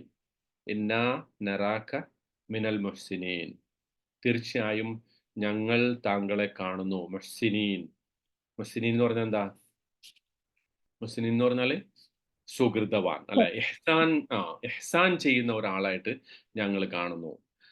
അതിന് പല മീനിങ് ഉണ്ട് ഇഹ്സാൻ ചെയ്യുക. ഒന്ന്, you already did a lot of good to us. ഞങ്ങളോട് ഒരുപാട് ഇഹ്സാൻ ഓൾറെഡി ചെയ്തു കഴിഞ്ഞു അല്ലെ? എന്താ ചെയ്തത്? ഞങ്ങൾ കൊണ്ടുവന്ന സാധനങ്ങൾ എടുക്കാതെ, ആ വില എടുക്കാതെ ഞങ്ങൾക്ക് സാധനം തന്നു. രണ്ടാമത് ഒരിക്കൽ കൂടി ഞങ്ങൾ ബ്രദറിനെ കൊണ്ടുവന്നപ്പോൾ ആ ബ്രദറിനുള്ള എല്ലാ സാധനങ്ങളും തന്നു. അപ്പോൾ മാത്രമല്ല, ഞങ്ങൾ വന്നപ്പോൾ ഞങ്ങൾക്ക് ഒരു ഹോസ്പിറ്റാലിറ്റി, ഒരുപാട് നന്മ ഓൾറെഡി ഞങ്ങളോട് ചെയ്തു കഴിഞ്ഞു എന്ന അർത്ഥത്തിലാകാം ഒരു മീനിങ് അത്. രണ്ടാമത്തെ meaning, you did a lot of good to the entire country. ഈ മൊത്തം രാജ്യത്തിലും അതിലെ ജനങ്ങൾക്കും ഒരുപാട് നന്മ താങ്കൾ ചെയ്തിട്ടുണ്ട് എന്ന് പറഞ്ഞാല്, ഈ ഒരു സ്വപ്നം വ്യാഖ്യാനിച്ചതിലൂടെ, ഈ സ്വപ്നം വ്യാഖ്യാനത്തിന്റെ ഫലം അത് ഇന്നതാണെന്ന് മനസ്സിലാക്കിയ ആ രാജ്യത്തിന്റെ, മിസ്റിന്റെ ഇക്കോണമിയെ കൺട്രോൾ ചെയ്തതിലൂടെ ഒക്കെ പിന്നെ ഈ രാജ്യത്തിനും ഈ ലോകത്തിനും ഒരുപാട് നന്മ താങ്കൾ ചെയ്തിട്ടുണ്ട് എന്നതും അതിന്റെ ഒരു അർത്ഥമാണ്. മൂന്നാമതൊരു അർത്ഥം, താങ്കൾ അല്ല, ഇഹ്സാൻ എന്ന് പറഞ്ഞാൽ അതാണല്ലോ. ഇഹ്സാൻ എന്ന് പറഞ്ഞാല് നമ്മള് എന്തെങ്കിലും ഒരു കാര്യം ചെയ്യുമ്പോൾ അതിനേക്കാൾ അപ്പുറം തിരിച്ചു ചെയ്യുന്ന ഒരു പരിപാടിയാണല്ലോ. അപ്പം താങ്കൾ ഈ രാജ്യത്ത് നിയമം നടപ്പാക്കാൻ വിധിക്കപ്പെട്ട ഒരാളാണ്. അപ്പൊ ഇവിടെ ഞാന് മുഹ്സിൻ എന്ന് ഞങ്ങള് പറയുന്നതിന്റെ ഉദ്ദേശം, ഓക്കെ, നിയമം നടപ്പാക്കുക എന്ന് പറഞ്ഞാൽ ബിന്യാമീനെ പിടിച്ചു വെക്കണം. പക്ഷെ അതിനപ്പുറത്തേക്കും താങ്കൾക്ക് ചെയ്യാലോ. നിയമത്തിനപ്പുറത്ത് ഒരുപാട് നന്മ താങ്കൾക്ക് ചെയ്യാം. അതുകൊണ്ട് ബിയോണ്ട് ദിസ് ലോ, ഈ നിയമത്തിനപ്പുറം ഞങ്ങൾക്ക് എന്ത് വേണം? താങ്കളിൽ നിന്ന് ഒരുപാട് ഇഹ്സാൻ ആവശ്യമുണ്ട് എന്നാണ് അവർ പറയുന്നത്. ഈ 3 അർത്ഥത്തിലാകാം. അപ്പൊ ഏതൊക്കെ അർത്ഥം? ഒന്ന്, you did a lot of good to us. താങ്കൾ ഓൾറെഡി ഞങ്ങളോട് ഒരുപാട് നന്മ ചെയ്തിട്ടുണ്ട്. അതുകൊണ്ട് ഞങ്ങൾ താങ്കളെ ഇന്നാ നറാക മിനൽ മുഹ്സിനീൻ. രണ്ടാമത്തെ അർത്ഥം, you did a lot of good to the country, the entire community. ഈ സമൂഹത്തിന് മുഴുവനായിട്ട് ഒരുപാട് നന്മ താങ്കൾ ചെയ്തിട്ടുണ്ട്. അതുകൊണ്ട് താങ്കളെ ഞങ്ങൾ മുഹ്സിനുകളുടെ കൂട്ടത്തിൽ ഉൾപ്പെടുന്നു. മൂന്നാമത്, ഈ നിയമം നടപ്പാക്കുന്നതിന് അപ്പുറത്ത് ഉള്ള ഒരു മാനുഷിക പരിഗണന ഞങ്ങൾക്ക് കിട്ടണം. പ്രത്യേകിച്ച് ഞങ്ങളുടെ പിതാവിന്റെ കാര്യം ആലോചിച്ചിട്ട്, ഇവന്റെ പിതാവിന്റെ, ഇവനോട് ഇത്രയും സ്നേഹമുള്ള ഒരു പിതാവിന്റെ അവസ്ഥ പരിഗണിച്ചിട്ട് താങ്കൾ എന്ത് ചെയ്യണം? ഈ ഈ പിന്നെ ഇതിനെ വിട്ടുതരണം എന്നാണ് ആ മുഹ്സിൻ. ഏം, അതായത് പിന്നെ ശരിക്കും അങ്ങനെയാണല്ലോ. ഒരു ഒരു ഈ ഈ ഈ ഇഹ്സാൻ എന്ന് പറയുമ്പോൾ ഇപ്പൊ നമ്മൾ ഒരു ഒരു ഒരു ജഡ്ജി, അവര് ഈ പറയുന്നതിന്റെ ഒരു കോണ്ടെക്സ്റ്റ് മനസ്സിലാക്കാൻ വേണ്ടി പറയാണ്. ഒരു ജഡ്ജി ഒരു വിധി പുറപ്പെടുവിക്കുമ്പോൾ അങ്ങനെയാണല്ലോ. ഒരു പിന്നെ സാധാരണഗതിയില് നിയമം നിയമം വ്യാഖ്യാനിക്കുന്ന ജഡ്ജിമാര് തമ്മില് മാറുന്നതനുസരിച്ച് അതിന്റെ ആ നിയമത്തിന്റെ ബലത്തിലുള്ള ശിക്ഷയും ഒക്കെ കുറയും. ഒരേ ജഡ്ജി ഒരേ കുറ്റം ചെയ്ത ആളുകൾക്ക്, പല ആളുകൾക്ക് വ്യത്യസ്തങ്ങളായിട്ടുള്ള ശിക്ഷ കൊടുക്കും. ചിലർക്ക് ജീവപര്യന്തം കൊടുക്കും, ചിലർക്ക് 10 വർഷം കൊടുക്കും, ചിലരെ ഒരു പിന്നെ എന്താ പറയാ, ആഹ് വെറുതെ വിടും ഒക്കെ ചെയ്യും. എല്ലാം നിയമത്തിനുള്ളിൽ നിന്ന്. അതുകൊണ്ട് ആ കോണ്ടെക്സ്റ്റും അതൊക്കെ പരിഗണിച്ചിട്ട് അതൊക്കെ ചെയ്യുന്നുണ്ട്. ഇപ്പോ ഈ പിന്നെ അമേരിക്കയിലെ ഒരു ജഡ്ജിനെ കുറിച്ച് നമ്മൾ യൂട്യൂബിലൊക്കെ ഞാൻ മുമ്പ് അത് പറഞ്ഞിട്ടുണ്ട്. ഒരു പിന്നെ വീഡിയോ സീരീസ് വരാറുണ്ട് അല്ലെ? ഒരു ട്രാഫിക് കുറ്റങ്ങൾ ചെയ്ത ആളുകളെ റെഡ് ലൈറ്റ് കട്ട് ചെയ്ത ഒരാളെ വിളിക്കും. എന്നിട്ട് എന്തിനാ കട്ട് ചെയ്തതെന്ന് ചോദിക്കും. അപ്പൊ അയാൾ പറയും, ഞാൻ എന്റെ കുട്ടിയെ കൊണ്ട് ഹോസ്പിറ്റലിൽ പോയിരുന്നു. അപ്പൊ അയാള് ക്യാമറ ഒക്കെ പരിശോധിച്ചിട്ട് അയാൾക്ക് മാപ്പ് കൊടുക്കും. വേറൊരാൾ വരുമ്പോ പിന്നെ അയാള് എന്താണ് പിന്നെ പാർക്കിംഗ് അലൗഡ് അല്ലാത്ത ഒരു സ്ഥലത്ത് പാർക്ക് ചെയ്തു. അയാളെ മാപ്പ് കൊടുക്കും. അങ്ങനെ വളരെ മെഴ്സിഫുൾ ആയിട്ടുള്ള ഒരു ജഡ്ജിനെ കുറിച്ച് അങ്ങനെ ഒരു യൂട്യൂബിൽ പിന്നെ ഒരു സീരീസ് വരാറുണ്ട്. അപ്പൊ ഇത് അത് ശരിക്കും ഉള്ളതാണോ അതല്ല അതൊരു പിന്നെ സീരിയലിന് വേണ്ടി മാത്രം ഷൂട്ട് ചെയ്തതാണോ എന്ന് അറിയില്ല. പക്ഷെ അതുപോലെ എന്ന് പറഞ്ഞാൽ ദാറ്റ്സ് നമ്മുടെ റിയൽ ലൈഫിൽ അത്തരം ജഡ്ജിമാരെ നമുക്ക് കാണാൻ പറ്റും. ചില ജഡ്ജിമാരുടെ ആത്മകഥകൾ വായിക്കുമ്പോൾ അവർ തന്നെ പറയുന്നുണ്ട്, ഞങ്ങള് ചില കുറ്റവാളികളെ അവരുടെ അവസ്ഥ ആലോചിച്ചിട്ട് അവർക്ക് ചെറിയ ശിക്ഷ കൊടുത്തു. വേറെ ചില ആളുകളുടെ അവസ്ഥ ആലോചിച്ചിട്ട് അവർക്ക് ഏറ്റവും കടുത്ത ശിക്ഷ തന്നെ കൊടുത്തു എന്നൊക്കെ പറയുന്നത്.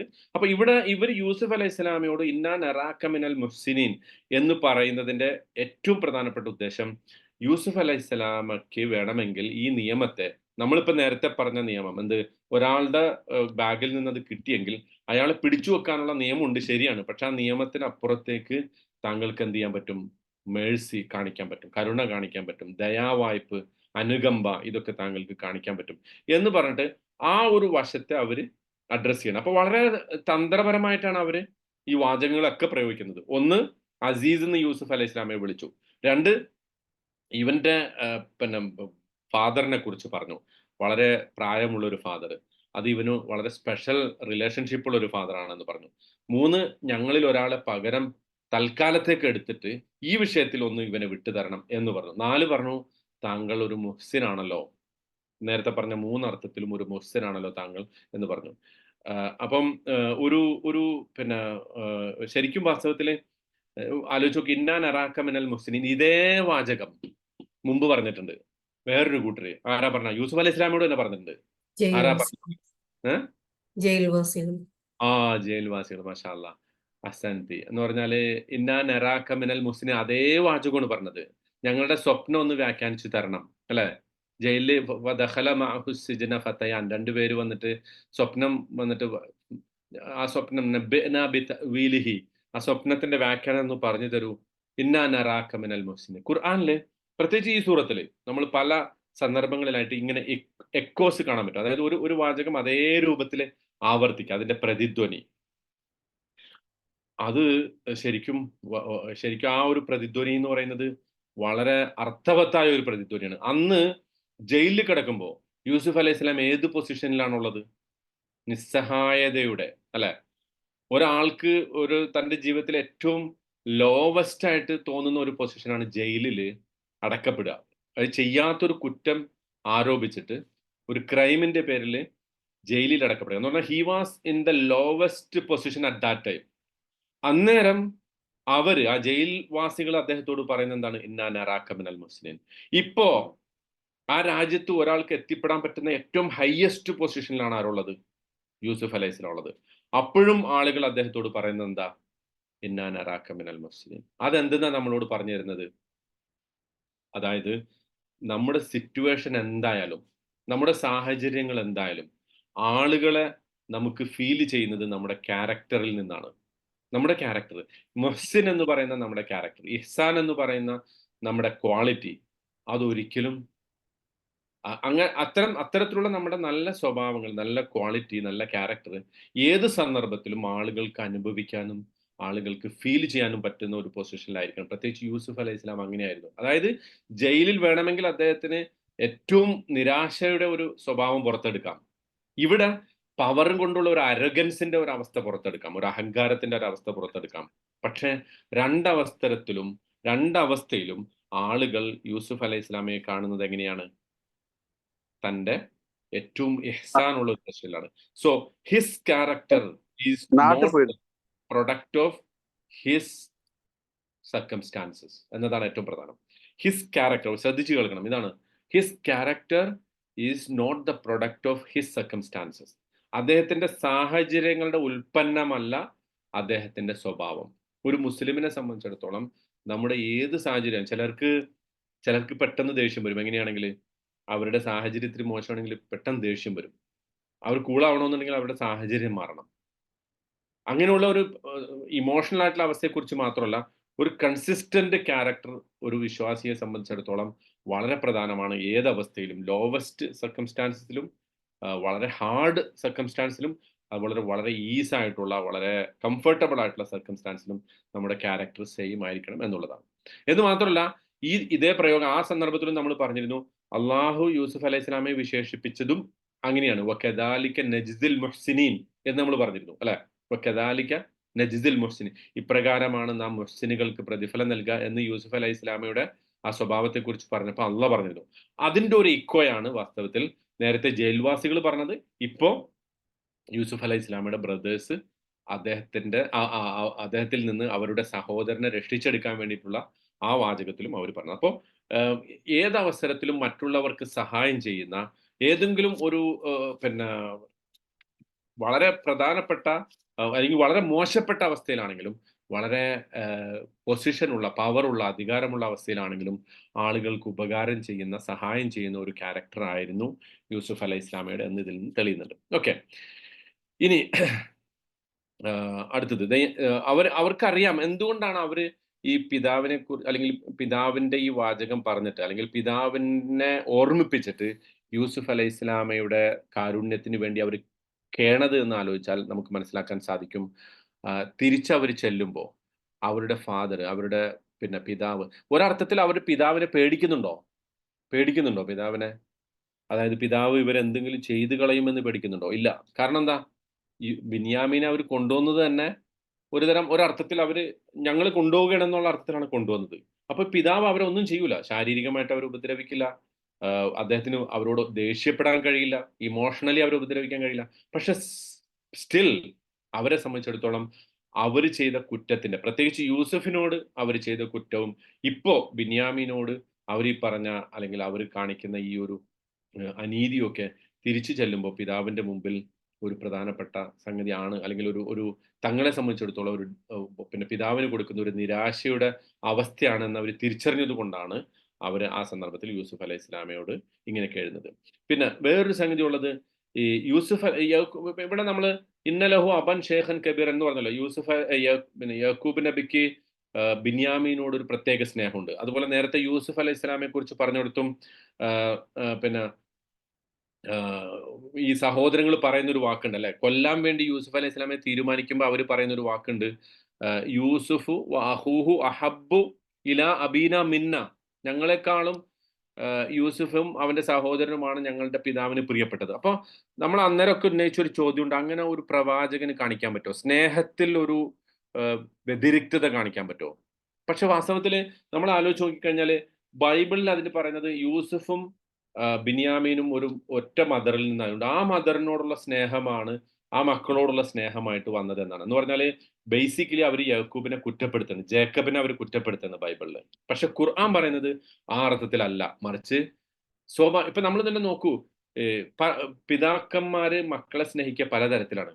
ഒരു നല്ല സ്വഭാവമുള്ള, നല്ല ഭാവി കാണുന്ന, കൃത്യമായ ഒരു ക്യാരക്ടർ ഉള്ള ഒരു കുട്ടിയെ പിതാവ് കൂടുതൽ എൻകറേജ്മെന്റ് കൊടുത്ത് സ്നേഹിക്കും.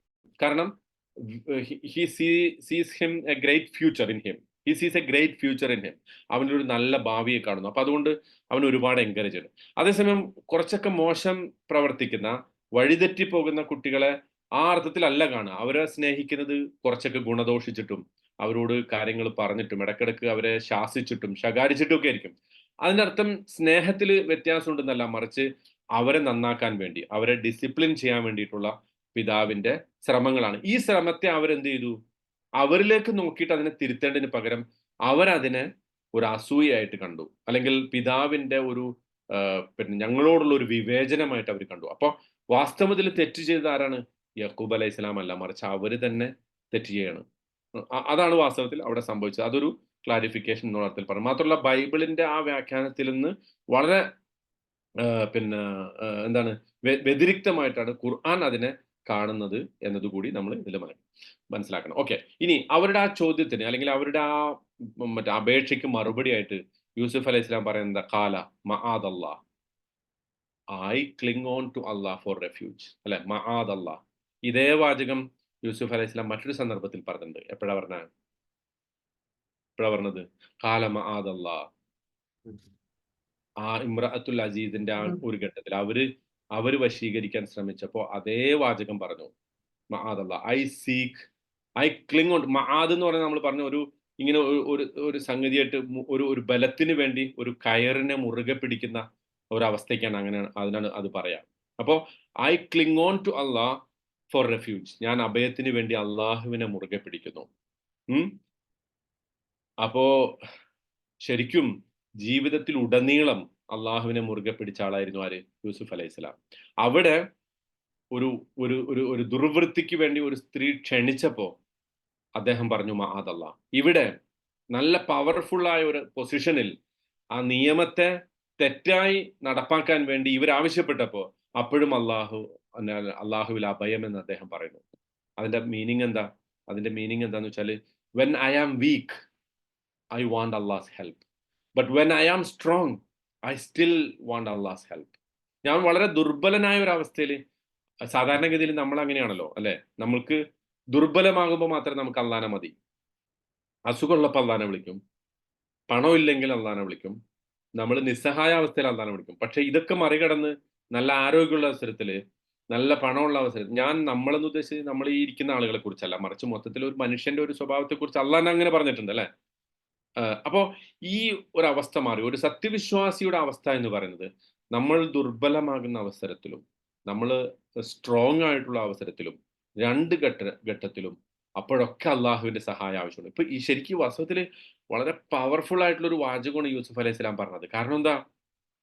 അധികാരം തലക്ക് പിടിച്ച ആളുകള് എന്തൊക്കെ ചെയ്തു കൂട്ടുന്നു എന്ന് ഇപ്പൊ നമ്മൾ കാണുന്നുണ്ടല്ലോ. നമ്മുടെ നാട്ടിലും ലോകത്തുടനീളവും ഒക്കെ കാണുന്നു. ആ അധികാരത്തിന്റെ ഏറ്റവും ടോപ്പിലിരിക്കുന്ന ഒരവസ്ഥയിലാണ് യൂസുഫ് അലൈഹിസ്സലാമയോട് ഈ ബ്രദേഴ്സ് ഇങ്ങനെ ആവശ്യപ്പെടുന്നത്. എന്ത്? ഈ സഹോദരന് വേണ്ടി നിയമത്തിൽ ഒരു ചെറിയ മാറ്റം വരുത്തണം. ഞങ്ങളെ മറ്റൊരാളെ എടുത്തിട്ട് പകരം ഞങ്ങൾക്ക് ഇവനെ വിട്ടുതരണം. അവിടെ അദ്ദേഹം പറയുന്നു മആദല്ലാ. എനിക്ക് അള്ളാഹിന്റെ സഹായം ആവശ്യമുണ്ട്. കാരണം ഞാൻ ഈ നിയമത്തിൽ നിന്ന് ഇപ്പോ ഈ രാജ്യത്ത് നടപ്പിലുള്ള ഒരു നിയമത്തിൽ നിന്ന് മാറി വേറൊരു ആക്ഷൻ, വേറൊരു സ്റ്റാൻഡ് എടുക്കാൻ നിങ്ങൾ ആവശ്യപ്പെട്ടാൽ എനിക്കതിന് സാധിക്കില്ല. മറിച്ച് ഞാൻ അള്ളാഹുവിൽ അതിന് അഭയം തേടുന്നു. ഇന്നത്തെ കാലത്ത് നമുക്ക് ശരിക്കും ഒരിത്തിരി പവർ കയ്യിൽ വരുമ്പോ, ഒരിത്തിരി അധികാരം കയ്യിൽ വരുമ്പോ, ഇത്തിരി സാഹചര്യങ്ങൾ അനുകൂലമാകുമ്പോൾ ആളുകൾ എന്തൊക്കെ ചെയ്യുന്നു എന്നതിന് ഹേമ കമ്മിറ്റി റിപ്പോർട്ട് തെളിവാണ്. കുറച്ചൊക്കെ കുറച്ചൊക്കെ ഒരു പവർഫുൾ പൊസിഷനിൽ ആളുകൾ വരുമ്പോൾ എന്തും ചെയ്യാൻ തങ്ങൾക്ക് സാധിക്കും എന്ന ഒരവസ്ഥയിൽ ആളുകൾ എന്തൊക്കെ ചെയ്തു കൂട്ടുന്നു. നമ്മൾ കണ്ട നക്ഷത്രങ്ങള്, അങ്ങനെ ആകാശത്ത് മിന്നിത്തിളങ്ങുന്ന നക്ഷത്രങ്ങളെല്ലാം മറിച്ച് അവരൊക്കെ ചെളിക്കുണ്ടിൽ വീണ് കിടക്കുന്ന വെറും എന്താ പറയാ ദുഷിച്ച കഥാപാത്രങ്ങളാണ് എന്ന് നമുക്ക് ബോധ്യപ്പെട്ട സന്ദർഭങ്ങളാണുള്ളത്. അപ്പോ മനുഷ്യരുടെ അവസ്ഥ അങ്ങനെയാണ്. കുറച്ചൊക്കെ ഒരു മറ്റുള്ളവരെ നിയന്ത്രിക്കാൻ തനിക്ക് സാധിക്കും. മറ്റുള്ളവരെ തന്റെ വരുതിയിൽ വരുത്താൻ തനിക്ക് സാധിക്കുമെന്ന് കാണുമ്പോ, എല്ലാ നിയമങ്ങളും ലംഘിച്ച്, എല്ലാ സാഹചര്യങ്ങളും മറന്ന് ആളുകൾ അതിന് ദുരുപയോഗം ചെയ്യുന്നത് നമ്മൾ കാണുന്നു. അങ്ങനത്തെ ഒരു ഘട്ടത്തിലാണ് യൂസുഫ് അലൈഹി ഇസ്ലാമിന്റെ ഈ വാചകം മആദല്ലാ എന്നത് നമുക്കും പാഠാകേണ്ടത്. നമ്മൾ ഏറ്റവും മോശപ്പെട്ട അവസ്ഥയിലും, അതായത് നമ്മുടെ അവസ്ഥ ഏറ്റവും വീക്കായിട്ടുള്ള ദുർബലമായ ഒരു അവസ്ഥയിലും, നമ്മുടെ അവസ്ഥകൾ ഏറ്റവും പവർഫുൾ ആയിട്ടുള്ള അവസ്ഥയിലും അള്ളാഹുവിനെ കുറിച്ച് ഓർക്കുകയും അവനിൽ അവലംബം നടത്തുകയും ചെയ്യുന്നതാണ് യഥാർത്ഥത്തിൽ ഇഹ്സാൻ എന്ന് പറയുന്നത്. അതുകൊണ്ടാണ് യൂസുഫ് നബിനെ എല്ലാവരും മുഹ്സിൻ എന്ന് വിളിക്കുന്നത്. അതുകൊണ്ടാണ്. ഏതവസ്ഥ പവർ തന്റെ തലക്ക് പിടിച്ചിട്ടില്ല. ഒരു അഹങ്കാരത്തിന്റെ ഒരു അവസ്ഥയിലേക്ക് യൂസുഫ് അലൈഹി സ്വലാമെ ഈ അധികാരം എത്തിച്ചില്ല. മറിച്ച് വീക്കായ ഒരു അവസ്ഥയിൽ അദ്ദേഹം ഡിപ്രഷനിലേക്ക് പോയിട്ടില്ല. അദ്ദേഹം സ്ട്രെസ്സിലേക്ക് പോയിട്ടില്ല. അപ്പോഴും ആ കിണറ്റിൽ വീണപ്പോഴും, ആ അടിമച്ചന്തയിൽ വിറ്റപ്പോഴും, ആ ഇമ്രാത്തുൽ അസീസിന്റെ അടുത്ത് വന്നപ്പോഴും, ആ അസീസിന്റെ കൊട്ടാരത്തിൽ ഒരു വേലക്കാരനായിട്ട് എല്ലാവിധ സ്വാതന്ത്ര്യവും നഷ്ടപ്പെട്ട് കഴിഞ്ഞുകൂടുമ്പോഴും, അവസാനം അവരുടെ കെണിയിൽപ്പെട്ട് ജയിലിൽ പോകുമ്പോഴും ഒന്നും നിരാശയുടെ ഒരു വാചകം പോലും അദ്ദേഹം പറഞ്ഞിട്ടില്ല. എന്തിനല്ല എന്നെ ഇങ്ങനെ എന്നോട് ചെയ്തു എന്ന് ചോദിച്ചിട്ടില്ല. വൈ മീ എന്ന് ചോദിച്ചിട്ടില്ല. ഈ അടുത്തൊരു ടെന്നീസ് സ്റ്റാർ, ക്യാൻസർ ബാധിച്ച ഒരു ടെന്നീസ് സ്റ്റാറിനെ കുറിച്ചൊരു ഒരു കഥ നിങ്ങൾ കേട്ടിട്ടുണ്ടാവല്ലോ. അവര് പറയാണ്, ഞാൻ ടെന്നീസിന്റെ ഏറ്റവും ടോപ്പിലായിരുന്നു. അപ്പോ ഞാൻ ചോദിച്ചിട്ടില്ല why me, why I became so famous and so number 1.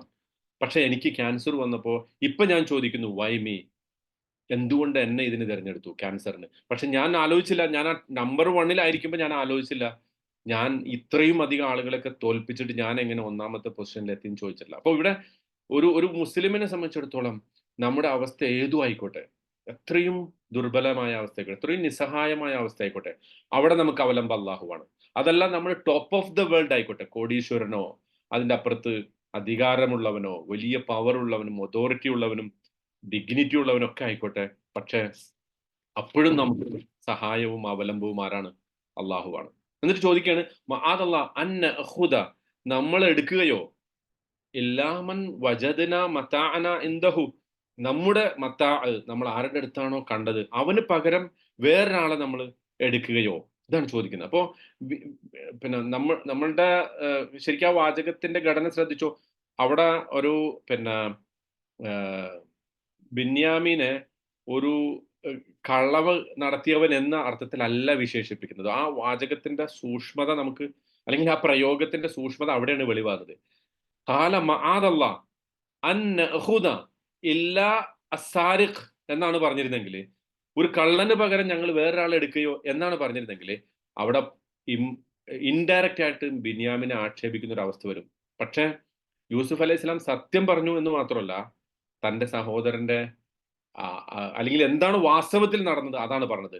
ഇല്ലാമൻ വജദ്ന മതാഅന ഇൻദഹു, എന്റെ വസ്തു, ഇപ്പൊ ഞാൻ പറയണ എന്റെ പേന നിന്റെ അടുത്ത് ഞാൻ കണ്ടു, അതെനിക്ക് വേണം എന്ന് പറഞ്ഞാൽ അതിന്റെ അർത്ഥം നീ കട്ടെടുത്തു എന്നല്ലല്ലോ. എന്റെ പേന തൽക്കാലം നിന്റെ അടുത്താണ് ഉണ്ടായത്, അത് നീ എനിക്ക് തരണം എന്നാ പറഞ്ഞത്. എന്റെ പുസ്തകം നിന്റെ അടുത്ത് ഉണ്ടല്ലോ, അതിങ്ങ് താ എന്ന് പറഞ്ഞാൽ നീ കട്ടെടുത്തുന്നല്ല. ശരിക്കും ആ പ്രയോഗമാണ് യൂസുഫ് അലൈഹി സ്വലാം നടത്തുന്നത്.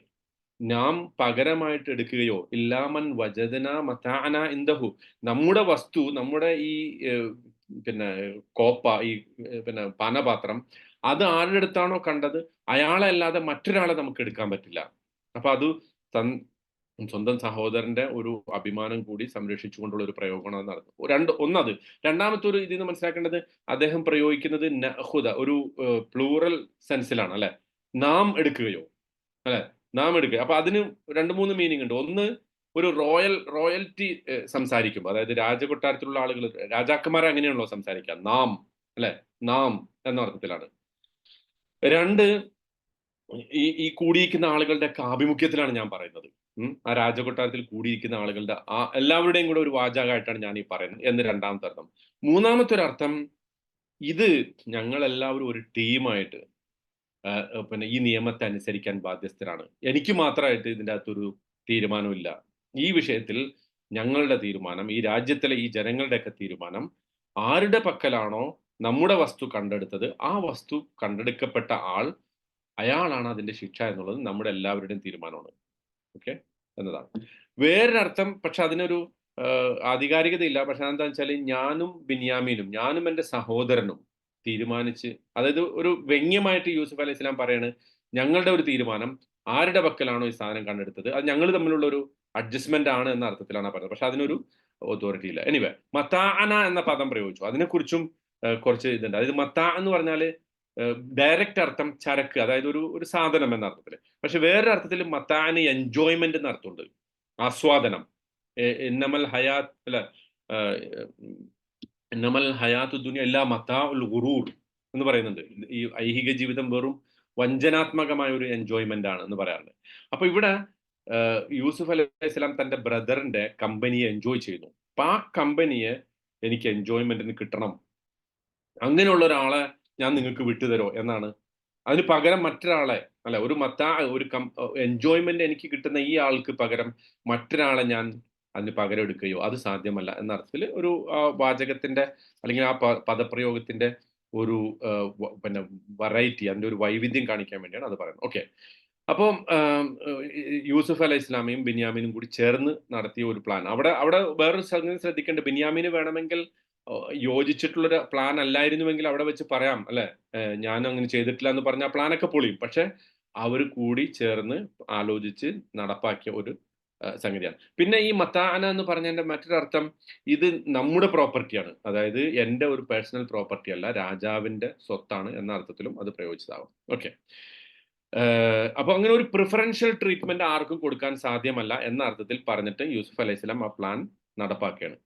പിന്നെ ഇനി നോക്കൂ, ഇന്ന ഇതൻ ലാലിമൂൻ, അങ്ങനെ ചെയ്താൽ ഒരു പ്രിഫറൻഷ്യൽ ട്രീറ്റ്മെന്റ്, ഈ പകരത്തിന് ഈ ആരുടെ പക്കൽ നിന്നാണോ നമ്മുടെ വസ്തു കണ്ടെടുത്തത് അയാളുടേതല്ലാത്ത മറ്റൊരാളെ നമ്മൾ എടുത്താൽ, ഇന്ന ഇതൻ ലാലിമൂൻ, ഞങ്ങൾ അങ്ങനെയാണെങ്കിൽ ആരായി പോവും? അക്രമികളായി പോവും. ഇതേ പദം നേരത്തെ പറഞ്ഞപ്പോഴും മആദല്ലാ ഇന്നഹു റബ്ബി അഹ്സന, നേരത്തെ പറഞ്ഞുകൊടുത്തും അത് അവസാനിച്ചത് ഇന്നഹു റബ്ബി അഹ്സന മസ്വായ ഇന്നഹു ലാ യുഫ്ലിഹുൽ ലാലിമൂൻ എന്നും പറഞ്ഞിട്ടാണ് അത് അവസാനിച്ചത്. ഇവിടെയും മആദല്ലാ അൻ നഅഖുദ ഇല്ലാ മൻ വജദ്നാ മതാഅന ഇൻദഹു ഇന്ന ഇദൻ ലളാലിമൂൻ, ലാലിമൂൻ എന്ന് പറഞ്ഞിട്ടാണ് അവസാനിക്കുന്നത്. എന്ന് പറഞ്ഞാൽ അതിന്റെ അർത്ഥം, നമ്മള് അള്ളാഹുവിനെ വിട്ടിട്ട്, അള്ളാഹുവിന്റെ അഭയത്തിൽ നിന്ന് മാറിയിട്ട് നമ്മളൊരു തെറ്റ് ചെയ്യുമ്പോൾ നമ്മൾ ലാലിമുകളുടെ കൂട്ടത്തിൽ ഉൾപ്പെട്ടു. അത് ചെറിയ ഏതെങ്കിലും വളരെ ദുർബലമായ ഒരു അവസ്ഥയിലാണെങ്കിൽ പോലും, ശക്തമായ ഒരു അവസ്ഥയിലാണെങ്കിൽ പോലും, നമുക്ക് അങ്ങനെ ചെയ്യാൻ പറ്റില്ല. ആ ഒരു കണക്ഷൻ എപ്പോഴും ഏത് സന്ദർഭത്തിലും നമുക്ക് വേണമെന്നുള്ളതാണ്. അള്ളാഹുവിന്റെ ആ ഒരു അതാണല്ലോ ഈ മഅദല്ലാ എന്ന് പറയുമ്പോൾ ഒരു കണക്ഷനെ കുറിച്ചാണല്ലോ പറയുന്നത്. അള്ളാഹുവിൽ അഭയം തേടുന്നതിനെ കുറിച്ചാണല്ലോ പറയുന്നത്. ആ അഭയത്തിന്റെ അവസ്ഥയിൽ നിന്ന് മാറിയിട്ട് നമ്മൾ സ്വന്തം നിലക്ക് കാര്യങ്ങൾ തീരുമാനിക്കുമ്പോൾ നമ്മൾ ആരായി പോകും? ലാലിമായി പോകും, അതിക്രമകാരിയായി പോകും എന്ന വാചകമാണ് അവിടെയും ഇവിടെയും യൂസുഫ് അലൈഹിസ്സലാം പറയുന്നത്. ഓക്കെ. പിന്നെ വളരെ പ്രിൻസിപ്പിൾഡ് ആയിട്ടുള്ള ഒരു റെസ്പോൺസ് ആണ് യൂസുഫ് അലൈഹിസ്സലാം അവർക്ക് കൊടുത്തത്. അതായത് പെട്ടെന്ന് അവരുടെ അപേക്ഷയെ പിതാവിന്റെ പിതാവിന്റെ കാര്യം ഞാൻ പരിഗണിക്കില്ല എന്നല്ല പറഞ്ഞത്. അല്ലെങ്കിൽ പിന്നെ ഏതെങ്കിലും അർത്ഥത്തിൽ അവരുടെ അപേക്ഷയെ നിഷ്കരുണം, നിർദാക്ഷിണ്യം തള്ളിക്കളഞ്ഞിട്ടല്ല പറയുന്നത്. മറിച്ചൊരു വളരെ പ്രിൻസിപ്പിൾഡ് ആയിട്ടുള്ള ഇത് നിയമത്തിന്റെ പ്രശ്നമാണ്. ഈ നിയമത്തിന്റെ വഴി വിട്ട് മറ്റൊരു വഴി എനിക്ക് സ്വീകരിക്കുക എന്നത് എന്തല്ല പിന്നെ ഭൂഷണമല്ല. അങ്ങനെ വന്നാൽ ഞാൻ അക്രമികളുടെ കൂട്ടത്തിൽ ഉൾപ്പെട്ടു പോകും എന്നാണ് യൂസുഫ് അലൈഹിസ്സലാം അവിടെ പറഞ്ഞത്. ഓക്കെ. അപ്പൊ അതാണ് നമ്മൾ ഈ 78, 79 ആയത്തുകളുടെ ചെറിയ രൂപത്തിലുള്ള വിശദീകരണം. എന്തെങ്കിലും സംശയങ്ങൾ ചോദിക്കാനുണ്ടെങ്കിൽ ചോദിക്കാം, അല്ലെങ്കിൽ നമുക്ക് അവസാനിപ്പിക്കാം കുറച്ചു നേരം. ആസ് യൂഷ്വൽ സംശയമൊന്നുമില്ല അല്ലെ? ഒരു സംശയമുണ്ട്. അന്നൗഹുദ എന്ന് പറയുന്നില്ല ഇതില്? കാലം മാദല്ലാഹി അന്നൗഹുദ. അത് അതെ. അത് ശ്രദ്ധിട്ടിട്ടല്ലേ പറയുന്നത്? അതെന്തുകൊണ്ടാ അന്ന് വന്നതുകൊണ്ടാണ്? അതായത് നൂന് സുക്കൂനുള്ള നൂനിന് ശേഷം പിന്നെ ഫത്ഹുള്ള നൂനാണല്ലോ വരുന്നത്. ഓരോ ഷദ് കൊടുക്കേണ്ട സന്ദർഭങ്ങളിലും അങ്ങനെയാണ് സംഭവിക്കുക. രണ്ട് അക്ഷരങ്ങളിൽ ആദ്യത്തെ അക്ഷരത്തിന് സുക്കൂനും രണ്ടാമത്തെ അക്ഷരത്തിന് ഫത്ഹും ആകുമ്പോഴാണ് അത് എന്താണ് ഷദ്ദായിട്ട് വരിക. മനസ്സിലായോ? ഇവിടെ അൻ നഅഖുദ എന്നുള്ളത് നഅഖുദ എന്നുള്ള വാക്ക് ഒറ്റയ്ക്ക് എടുത്താൽ അതിന് ഷദ്ദില്ല. പക്ഷെ അൻ ഇതിനോട് ചേർക്കുമ്പോൾ സുക്കൂനുള്ള നൂനിന് ശേഷം ഫത്ഹുള്ള നൂൻ വന്നുകൊണ്ട് നമ്മൾ അതിനോട് ചേർത്തിട്ട് ചെയ്ത്. അപ്പൊ ഓതുമ്പോ എങ്ങനെ ഓതണ്ടെന്ന് വെച്ചാൽ ഖാല മഅദല്ലാ അൻ നഅഖുദ മണിച്ചിട്ട് ചേർത്ത് ഓതണം. മനസ്സിലായോ? മണിച്ച് ഓക്കെ. ഓതണം. ഇതുപോലെ ഇന്ന എന്ന് ഓതുന്ന പോലെ ഇന്നല്ലാഹ അന്നല്ലാഹ കഅന്ന എന്നൊക്കെ ഓതുന്ന പോലെ തന്നെ ഓതണം. അതായത് ഇന്ന എന്നുള്ളിടത്ത് നൂനിന് ഷദ് കൊടുത്ത് എങ്ങനെയാണോ നമ്മൾ ഓതിയത് അതുപോലെ തന്നെ ഇവിടെ അന്നഅഖുദ എന്നുള്ളത് അന്നഅഖുദ എന്ന് പറഞ്ഞിട്ട് ഓതണം. ഇദ്ഗാമും ബിഗുന്ന. അതെ. ചേർത്തിട്ട് മണിച്ചോതുക. ഓക്കെ. മറ്റെന്തെങ്കിലും? ഓക്കെ. അല്ലാഹു സുബ്ഹാനഹു വ തആല പരിശുദ്ധ ഖുർആൻ മനസ്സിലാക്കുകയും അത് ജീവിതത്തിൽ പകർത്തുകയും ചെയ്യുന്ന ആളുകളുടെ കൂട്ടത്തിൽ നമ്മെ ഉൾപ്പെടുത്തി അനുഗ്രഹിക്കുമാറാകട്ടെ. അല്ലാഹുമ്മ ജഅൽ ജംഅനാ ഹാദാ ജംഅൻ മർഹൂമ വജഅൽ തഫറഖനാ മിൻ ബഅദിഹി തഫറഖൻ മഅസൂമ لا تجعل فينا ولا معنا شقيا ولا محروما. اللهم اجعل القرآن العظيم ربيع قلوبنا ونور صدورنا وجلاء همنا وذهاب أحزاننا وهمومنا. اللهم اجعله لنا دليلنا إلى جناتك جنات النعيم. اللهم ذكرنا منه ما نسينا. اللهم علمنا منه ما جهلنا. اللهم ارزقنا تلاوته آناء الليل وأطراف النهار على الوجه الذي يرضيك عنا. ربنا تقبل منا إنك أنت السميع العليم وتب علينا إنك أنت التواب الرحيم. آمين برحمتك يا أرحم الراحمين. سبحان ربك رب العزة عما يصفون وسلام على المرسلين والحمد لله رب العالمين. السلام عليكم ورحمة الله وبركاته.